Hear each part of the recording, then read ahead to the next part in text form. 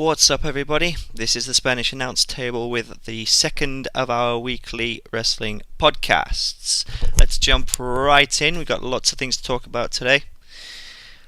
As you can see, November 18th, the Survivor Series. It's this Sunday.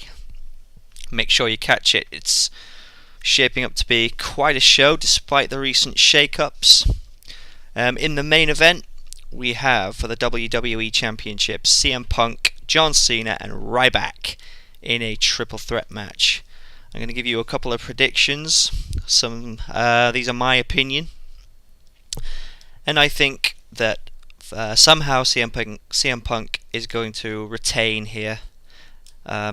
Survivor Series will mark day number 364 of his title reign. The next night on Raw will be 365. That it is then that I expect The Rock to challenge him at the Royal Rumble. I expect CM Punk to go on to the Royal Rumble and drop the title to The Rock at that event. I don't think he's going to drop the title here. Ryback's future, I can see him maybe. I'd love to see him in a match with Brock Lesnar. I don't think that's going to happen. I hope it happens. It's something I'd like to see. John Cena won't win this match because of his ongoing feud with Vicky Guerrero. In the next match, we have Team Ziggler versus Team Foley. A replacement for Cody Rhodes. Team Ziggler hasn't been made yet, but more on that in a minute. I've lost interest in this match purely because I'd prefer it to be Team Punk instead of Team Ziggler, how they had it originally, because of the feud between Foley and Punk that has gone on the past couple of months. I don't believe that this match is quite as it's not the draw that it once was. But if I had to pick a winner, I'm going to go with Team Foley. Team Foley to win this match. Speaking of Dolph Ziggler, it's Survivor Series. It's one of the 4 big shows of the year. So there is a possibility that he will cash in Money in the Bank. Sheamus versus the Big Show for the World Heavyweight title. I expect the Big Show to retain here. But also, if ever there was time for Dolph Ziggler to cash in, Survivor Series is a good big event to do it. So don't be surprised if you see a cash in here and to see Dolph Ziggler walking out as the new World Heavyweight Champion. I hope it happens because I really like Dolph Ziggler. A couple of minor matches we have for the United States Championship. We got Antonio Cesaro versus R-Truth. I'm a big fan of R-Truth's character, minus the little Jimmy part, so I wouldn't mind seeing R-Truth winning the title here. We got the Divas title on the line. Eve versus Caitlyn. Caitlyn has been going very over with audiences recently, so I wouldn't be surprised if they have a title change here. And we have a 3-man band versus Tyson Kidd and Justin Gabriel. Now, as much as I'd like to see Tyson Kidd and Gabriel go over and get the victory here, WWE seem to enjoy the 3-man band thing that Jinder Mahal, Drew McIntyre and Heath Slater have, so I expect them to win this match. Okay, so that's Survivor Series. Moving on, if you watch WWE Main Event, you will have seen the injury that Cody Rhodes sustained. I didn't watch the show live. I watched the highlights. If you haven't seen the fall, then go look at it, because the way he landed, he took a back body drop from Kane, and he landed very, very awkwardly, and he managed to finish the match, but he was really out of it. Apparently, there's an MRI scan scheduled, according to Dustin, aka Goldust, Cody's brother, his Twitter account. And also, it's still, as I deliver this podcast today on Friday afternoon, his status for Sunday Survivor Series still isn't clear. Damien Sandow, of course, his partner, is part of Team Ziggler, as is Cody Rhodes. So we don't know if Cody Rhodes will be fit or whether Team Ziggler will be having a replacement for this match. I don't know who would be replacing him. that's just something that they'd have to come up with. I can't predict that because it could be anybody, I guess. This past Monday night on Raw saw the return of Jerry the King Lawler. Back in September, he had a well-publicised heart attack live on air from the announce table. He returned to the announce team this past week on Raw. If you saw it, it was very emotional. I think the introduction that Michael Cole and Jim Ross gave was from the heart, and it was very, very heartwarming to see, and it was very good to see Jerry Lawler back in the ring, despite all odds. He's one of my favourite commentators of all time. It was overshadowed a little bit by CM Punk and Paul Heyman interfering, breaking the party up, if you will. I'm okay with it, except I could have done without Paul Heyman's fake heart attack. I thought that was a little bit, you overstepped the mark a little bit there. Fair enough, before the show they will have got Jerry Lawler's permission to do the things that they did, but he could have done without that. CM Punk's promo, fine. He's a heel. He's supposed to get heat from the crowd, which he did.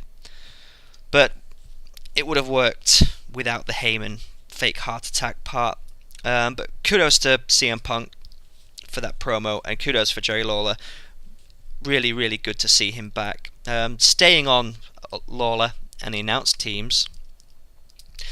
Raw announce teams going forward. Well, the WWE announce teams going forward. So it looks like now Lawler is back. We're going to have the two-man Jerry Lawler, Michael Cole announce booth, which I'm fine with. And it seems as though WWE is going with a non-heel Michael Cole, which I'm very okay with. I didn't like heel Cole at all.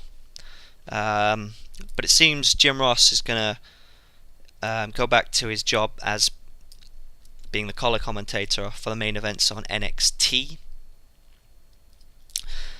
I'm okay with this. I didn't really expect JR to be there full time either.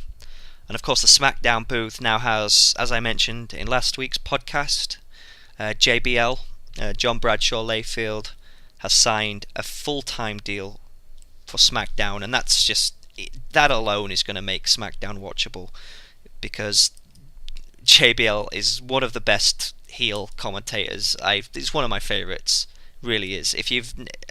I said this last week, but if you've never watched a JBL match when he's been on commentary, do so, because he's just hilarious. A couple of minor things. That's the important things out of the way. WWE Raw ratings went up this week, despite the third hour. Of course, at the moment they're competing with Monday Night NFL Football. But it's more of the same again. Ratings dwindled in the third hour. And a 2-hour format would work better, in my opinion. It worked well for 1,000 episodes. Why doesn't it? Why? Can't speak today. Why fix something that isn't broken? You know, the third hour hasn't really been a success. They can't see it as being a success. I doubt it. Wrestlemania 29 tickets went on sale this past week, and they broke records. I think it was around, they sold in the first day 58,000 tickets, which is the highest amount of tickets sold in the first day since WrestleMania 18, which was headlined by The Rock versus Hulk Hogan. I think the stars that are going to appear on this show were a big draw. Of course, advertised, we have Brock Lesnar, Triple H, The Rock, Stone Cold Steve Austin. I don't think so, in my opinion. I'll get onto Stone Cold in a minute.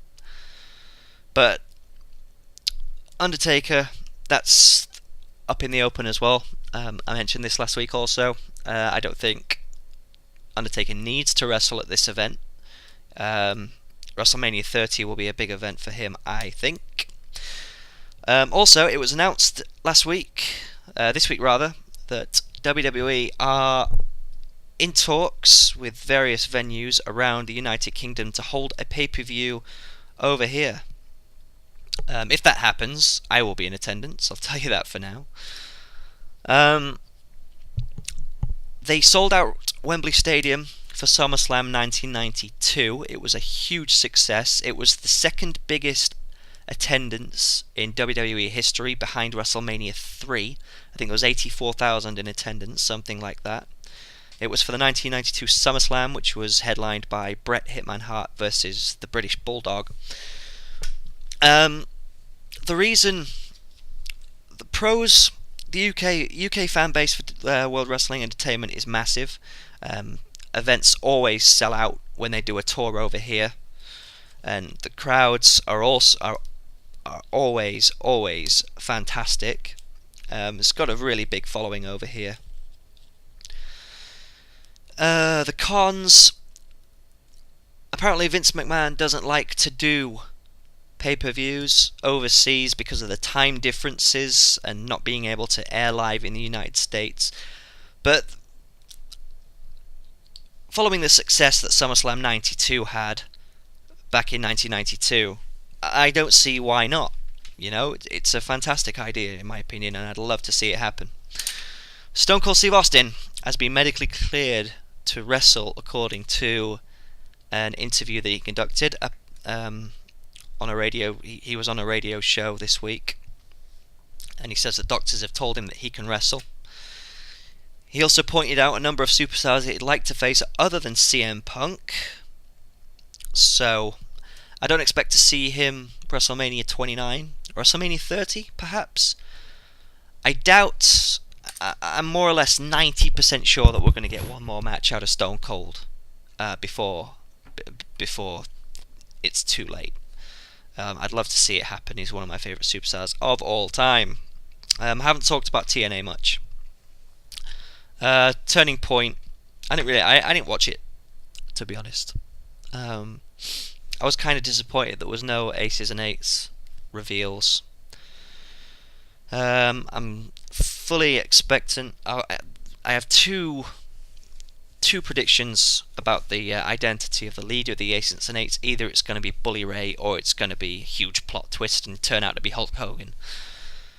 They recently taped 2 weeks worth of television in 2 nights at Orlando, Florida. So we'll have to keep a close eye on TNA.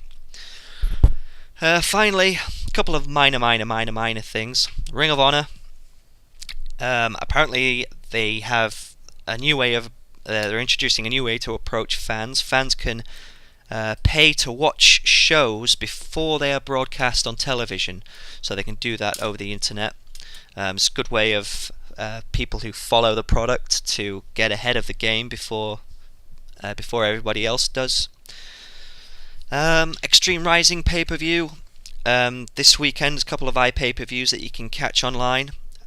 Extreme Rising is being headlined by Matt Hardy and versus Shane Douglas. Should be a good match. Big fan of Matt Hardy. Good to see that he is back on the road to recovery following his well-publicised meltdown last year. And also, the other iPay-per-view is Shine, and Karma is Karma in WWE, Awesome Kong in TNA. She's making her return following personal issues that led to her being released by the WWE. She's making an in-ring return at Shine. So that is all. Thanks for watching. Thanks for listening. If you've got any questions for me, any suggestions, please leave a comment. Tell me what you think about any of the topics that I've covered. Follow my Twitter as well. We have made a Twitter for Spanish Announce Table. The link is in the description. And I will see you guys next week. Spanish Announce Table out.